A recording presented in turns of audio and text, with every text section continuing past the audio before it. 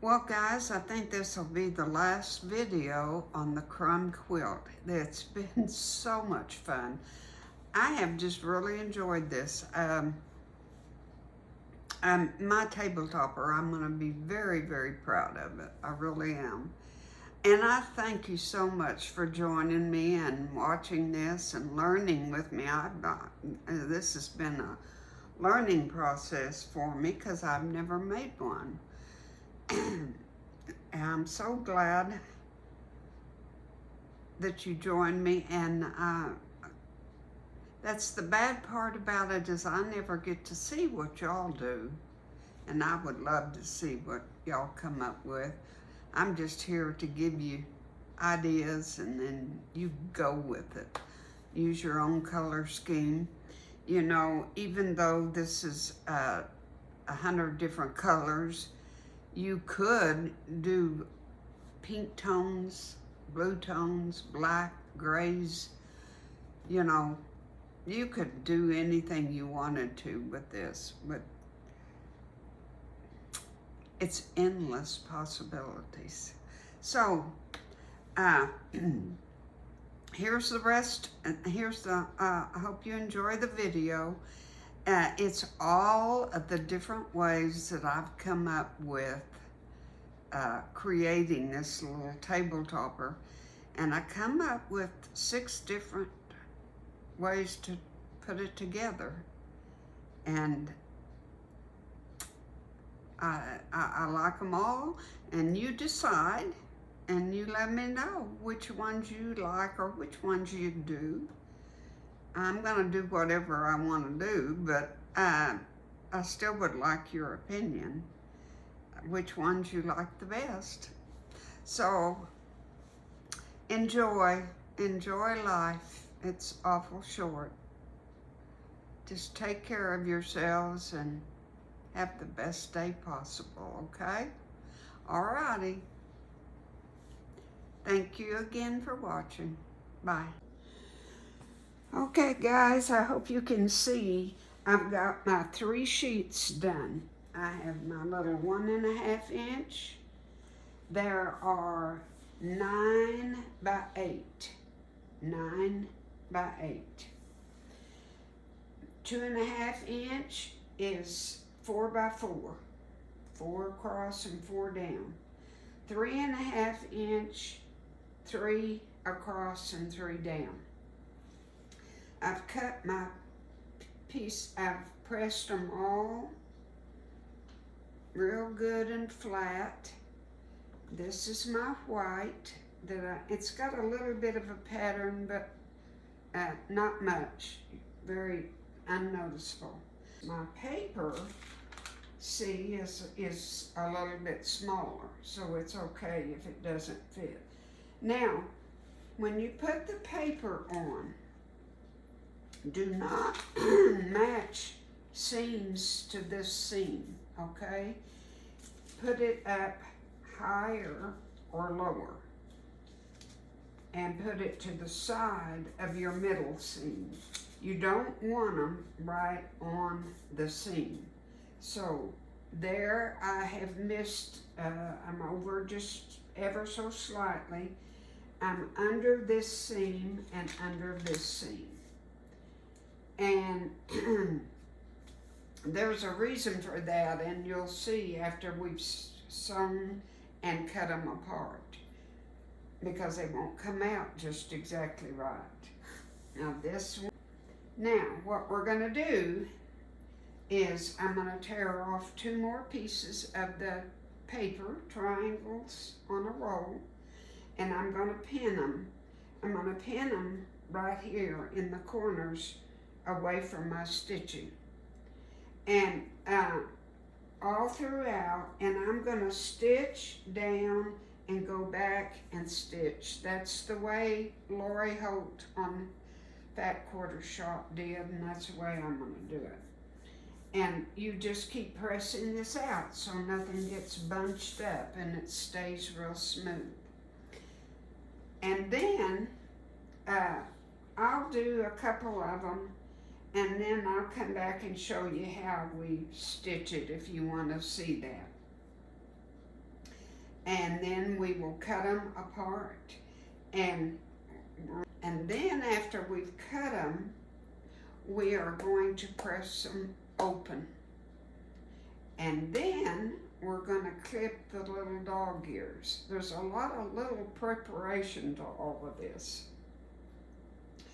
All right, I think that's up to date so far, so let's just proceed.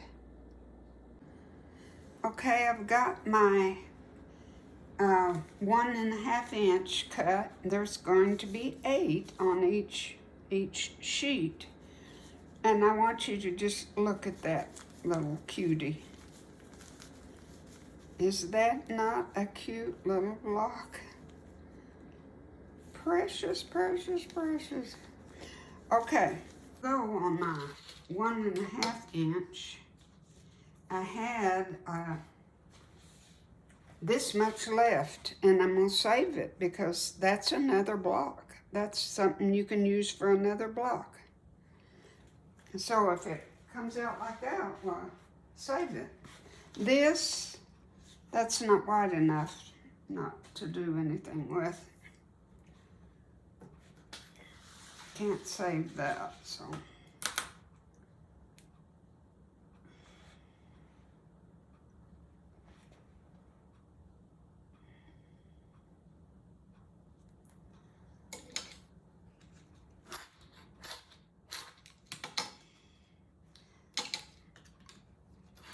Now this we can.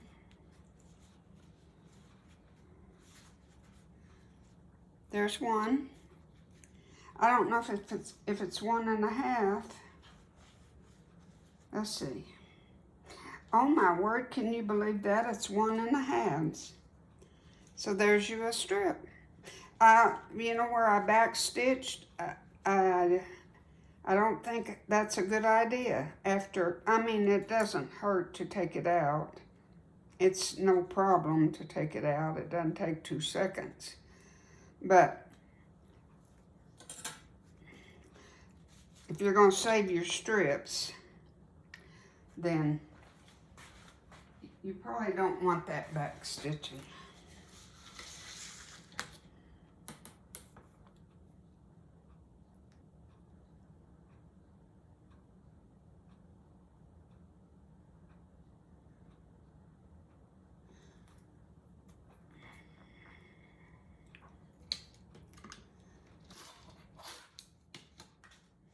Now that's too little.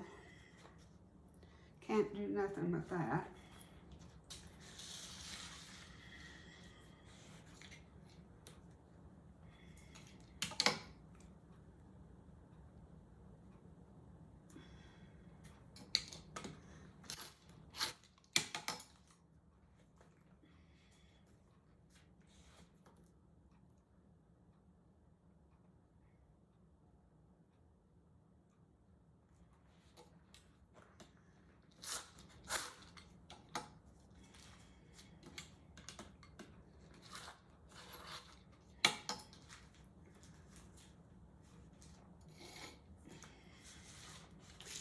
I noticed that I think all of them are good. I didn't notice anything wrong with any of them as far as the stitching or anything.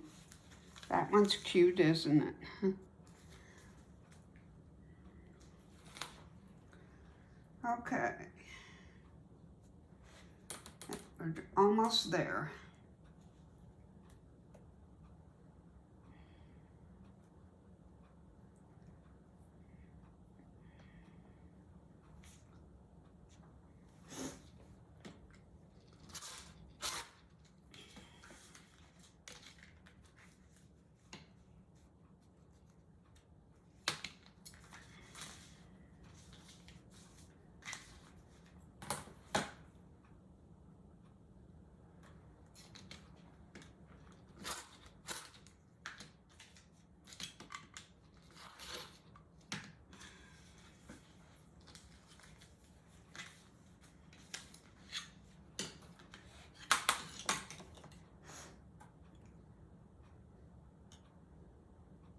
If you were making a quilt,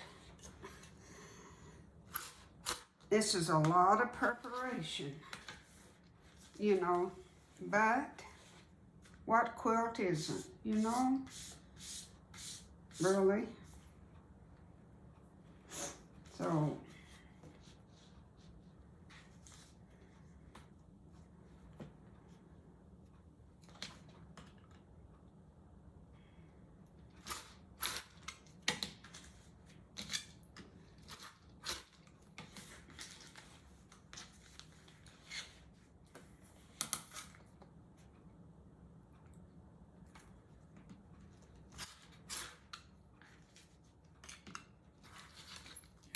okay.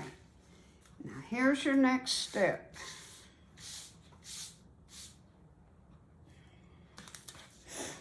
You're going to open these up.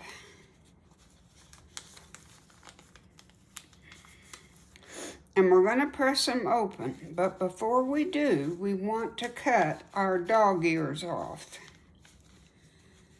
So just take you some scissors and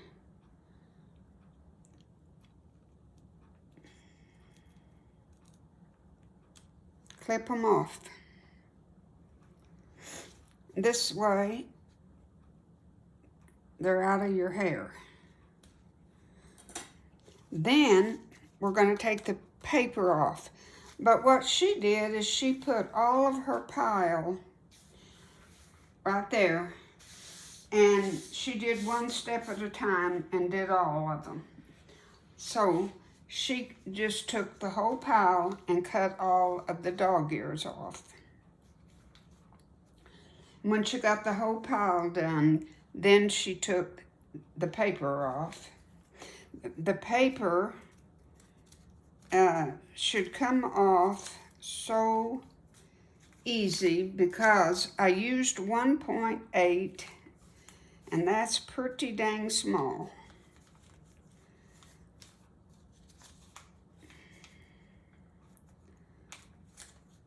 And once you just start tearing,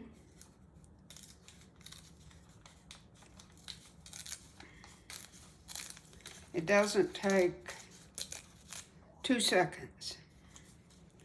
And then take this little strip and take it off. You're done. So,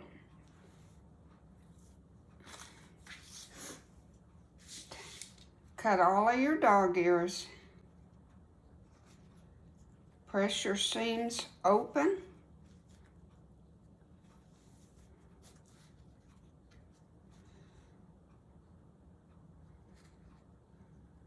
And I have found that if I just go ahead and, see, I really wish my steam iron worked, because you got gals that have your steam iron, you just don't know how valuable that is.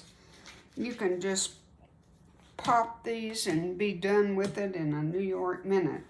But I don't have one, so what I've been doing is just squirting it with some starch. You've got a real hump right there, but there's nothing you can do about it because that's your intersection. There's just nothing you can do about it.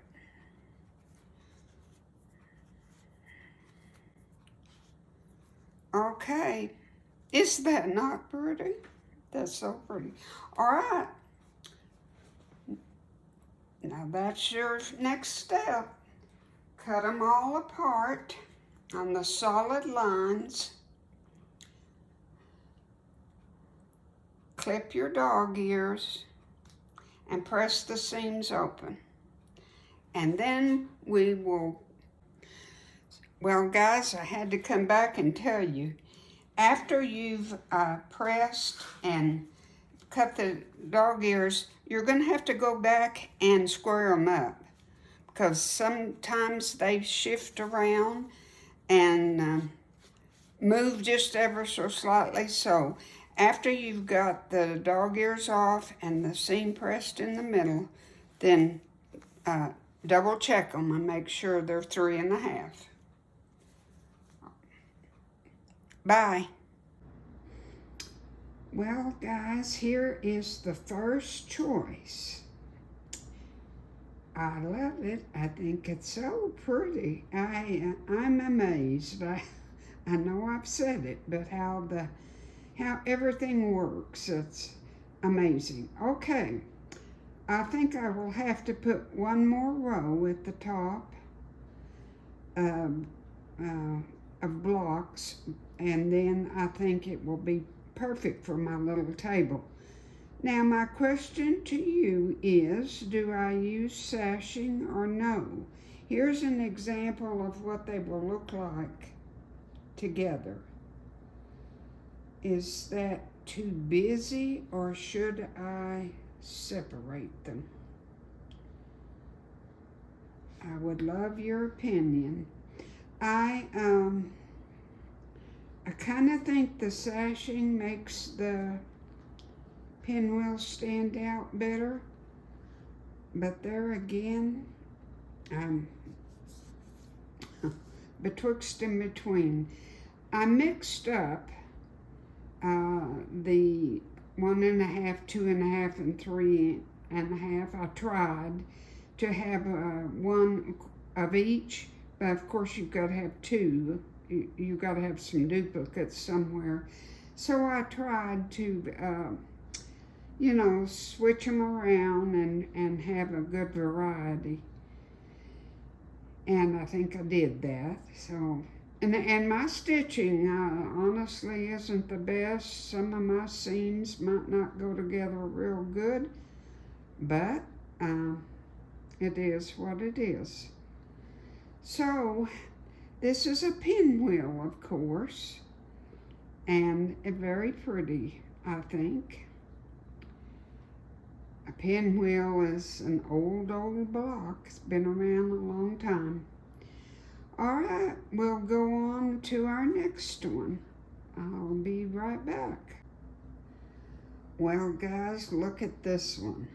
I think this is it. I think this is what I'd like. And I like it without the sashing. And I was thinking, I think 2 or 3 jelly rolls together, or 4 or 5, and sew them, and then cut 1.5 or 2.5 maybe, I don't know, widths for borders. And I think together that's all I need. And my table is only like 33 by 33. So, but see the colors and everything, you can just see it this way, can't you? It just looks, I like it. It's very pretty, very pretty. All right, I'll come up with one more, or 2 or 3 more, who knows, and we'll decide. Okay, guys, here is the third option. Just diagonal lines. Kind of pretty. The lines really show up, don't they? They really do. So, can you believe there's so many different options? It's unreal. Okay, but now if you had directional fabric, you'd have to keep that in mind, when you're turning your pieces every which way. But it's got a good flow to it. I mean, the colors are well balanced. So anyway, that's option number 3. Okay, option number 4. I just remembered a while ago I had the colors in the middle for the diamond, and I just reversed it. So there was another option. I don't think the colors are as pretty this way, but anyway, I had to try it, so I did. That's another one. All right, on to the next one. There, I fixed the way that there is better, isn't it? Now, there is the zigzag. You have to forgive me, but I just turned a few more, and now we have a true zigzag. Very good. Just have to keep working with it. I knew something wasn't right. Sorry about that.